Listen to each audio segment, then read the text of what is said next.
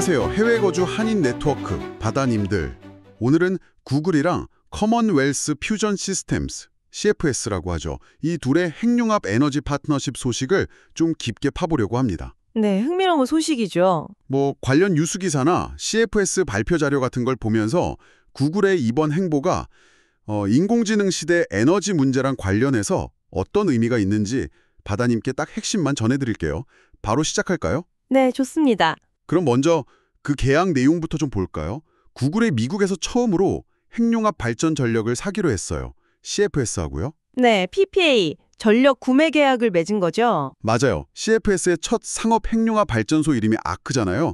이게 2030년대 초 가동 목표인데 여기서 나올 예상 전력 400메가와트 중에 절반, 그러니까 200메가와트를 구글이 사겠다. 약속한 거죠. 꽤 큰 규모네요. 그렇죠. 그리고 구글이 사실 2021년부터 이미 CFS에 투자를 해왔더라고요. 네, 초기 투자자 중 하나였죠. 근데 이번 계약이랑 같이 지분 투자도 더 늘렸다고 합니다. 구체적인 액수는 안 나왔지만요. 장기적으로 보겠다는 의지가 강한 것 같습니다. 네, 앞으로 지어질 다른 ARC 발전소 전력 구매 옵션까지 확보했다니까 정말 장기적인 파트너십을 염두에 둔 것 같아요. 그럼 구글은 왜 이렇게 핵융합에 좀 거액을 투자하는 걸까요? 역시 그 점이 궁금한데요. 가장 큰 이유는 뭐니 해도 AI 시대의 엄청난 전력 수요 때문입니다. AI 개발하고 또 서비스 돌리려면 전기가 정말 어마어마하게 필요하거든요. 안정적으로 24시간 내내요. AI 때문에 전력 소비가 그렇게 많이 느나요? 네. 구글만 봐도 작년에 전력 소비량이 27%나 늘었어요. 데이터 센터 에너지 효율은 개선했는데도 말이죠. 와, 27%면 엄청나네요. 그렇죠. IAA나 골드만삭스 같은 곳에서는 전 세계 데이터 센터 전력 수요가 2030년까지 지금의 2배 혹은 그 이상으로 폭증할 거라고 보고 있습니다. 그렇군요. 그럼 기존의 태양광이나 풍력 같은 걸로는 좀 부족하다 이런 건가요? 아무래도 간헐성 문제가 있죠. 해 뜨고 바람 불 때만 전기가 나오니까요. AI 데이터 센터는 24시간 돌아가야 하는데. 그게 문제네요.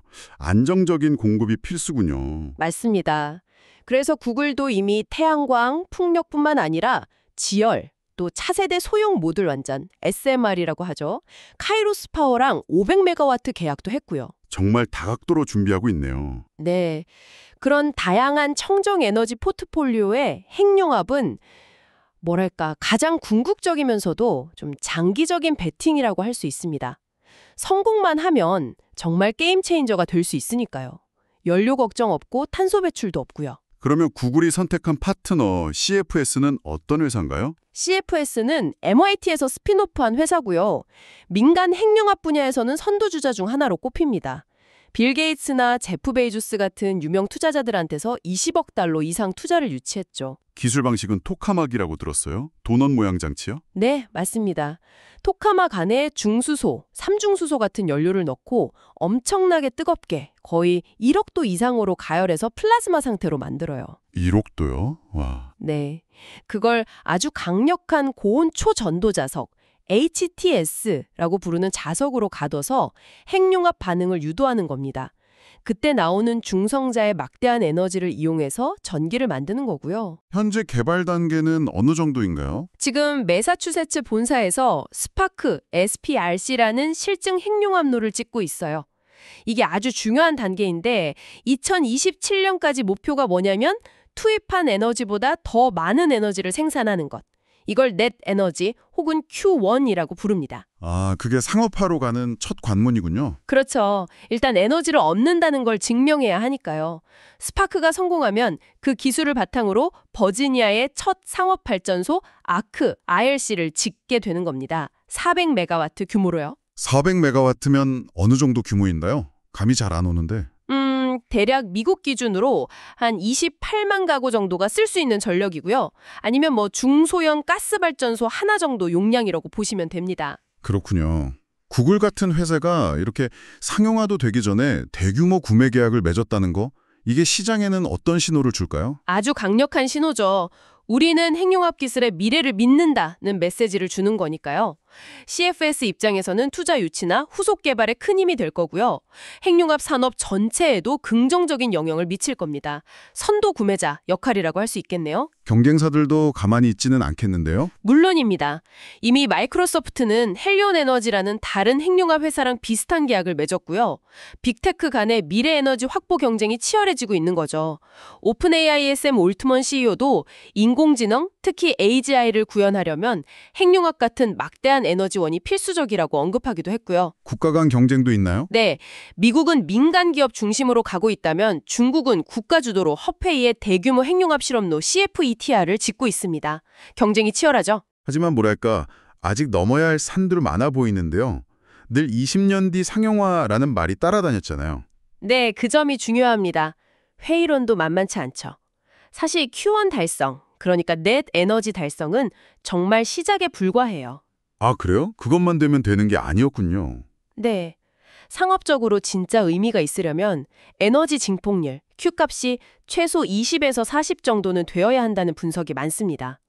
투입한 에너지의 20배 이상은 뽑아내야 경제성이 있다는 거죠. 아, 갈 길이 아직 머네요. 그렇죠. 그리고 그 초고온, 고압 환경을 견디면서 오랫동안 안정적으로 운전하는 기술, 또 거기에 맞는 재료 개발, 같은 기술적 난제들도 여전히 남아있고요. 60년 넘게 이어진 그 회의론을 극복하고 또 다른 청정 에너지 기술과의 가격 경쟁에서도 이겨야 하는 정말 어려운 과제들이 있습니다. 네.